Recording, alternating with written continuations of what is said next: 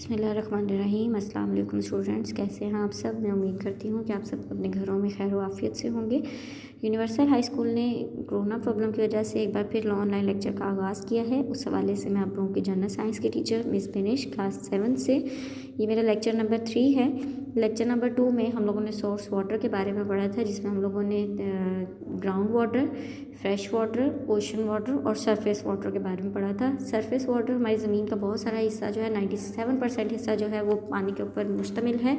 उसमें से सिर्फ 3% जो है वो हमारे वो पानी है जो कि फ्रेश वाटर में काउंट किया जाता है। इसके अलावा हमारा जो ओशन वाटर है उसमें क्योंकि बहुत ज़्यादा गैसेस और नमकियात जो है सॉल्ट्स जो हैं वो मिक्स होते हैं, जिसकी वजह से वो ड्रिंकेबल नहीं होता। उसके बाद फ्रेश वाटर की बात करें तो फ्रेश वाटर जो है वो ज़्यादातर फ्रोज़न फॉर्म में मिलता है, यानी कि in the form of glaciers, in the form of land, river, pond.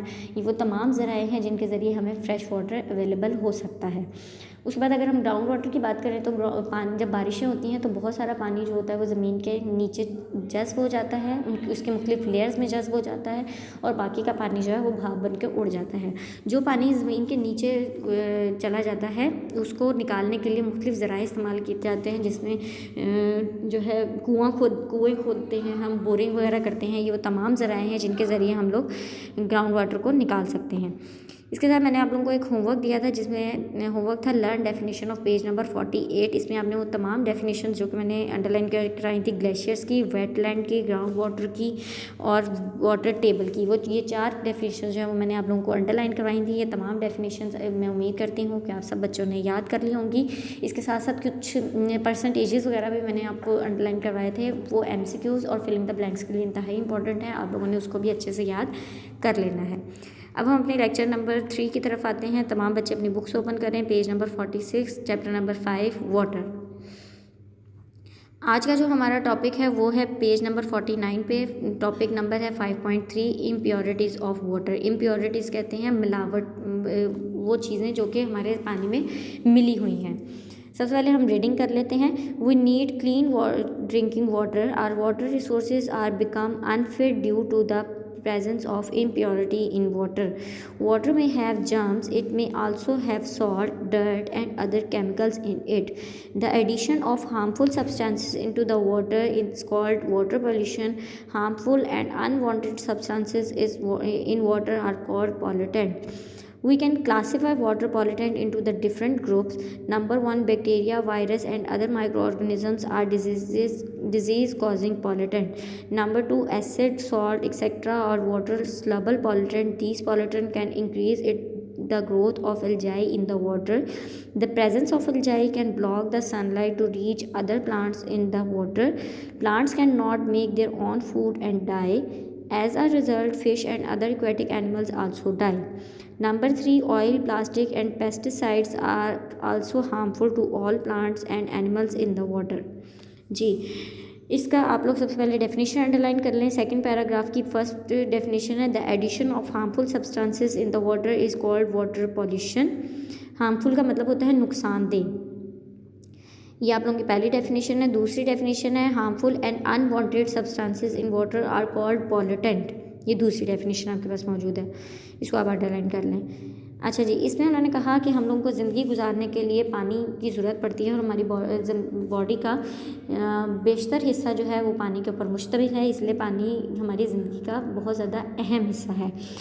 लेकिन कुछ बहुत सारे पानी के रिसोर्सेज यानी कि ज़राए ऐसे हैं जो कि जिनके ज़रिए हासिल होने वाला पानी जो है वो हमारे पीने के लिए सही नहीं होता, यानी कि हम उसको पीने के लिए इस्तेमाल नहीं कर पाते, क्योंकि उसके अंदर बहुत सारी ऐसी चीज़ें मिली हुई होती हैं जो कि हमारी बॉडी के लिए नुकसानदेह हैं।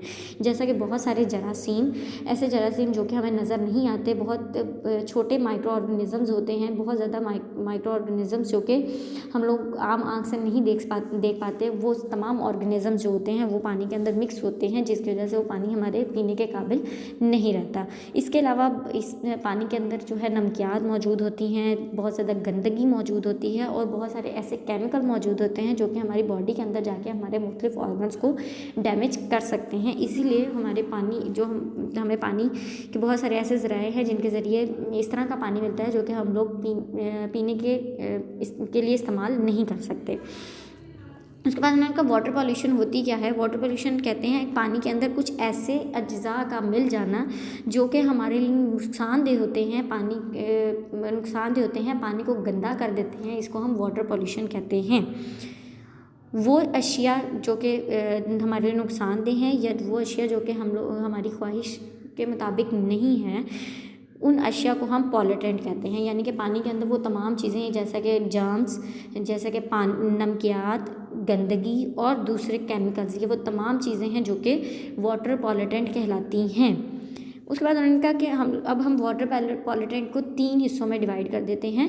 पहला है bacteria, virus and other microorganisms are disease causing pollutant. उन्होंने कहा हमारे पानी में मौजूद बैक्टीरिया, वायरस और दूसरे माइक्रो ऑर्गेनिज्म जो हैं वो हमारे जिस्म में जाकर मुख्तलिफ बीमारियों का बाइस बनते हैं, इसीलिए उनको वाटर पॉल्यूटेंट कहा जाता है।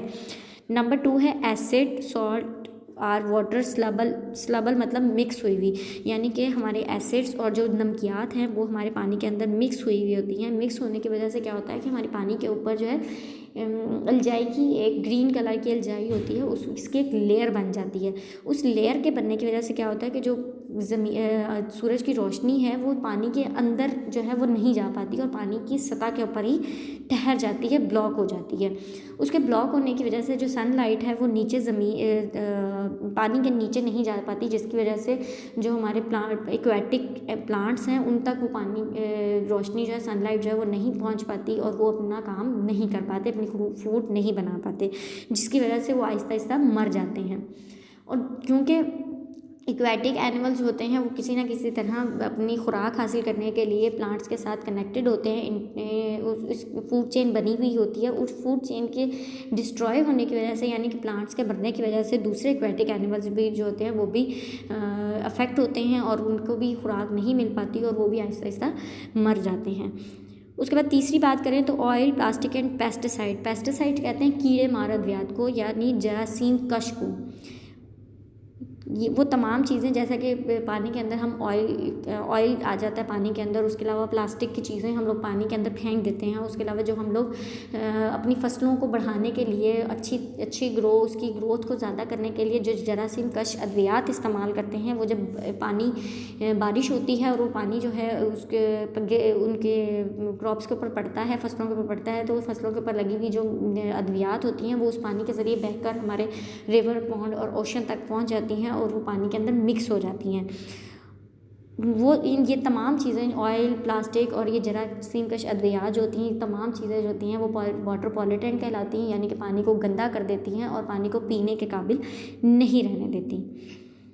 आज का लेक्चर हमारा यहीं तक था। आई होप सो आप लोगों को लेक्चर नंबर 3 समझ आ गया होगा। अगर किसी बच्चे को कुछ समझ नहीं आया तो आप काइंडली मुझसे कांटेक्ट करें, मैं इसको मज़ीद एक्सप्लेन कर दूँगी।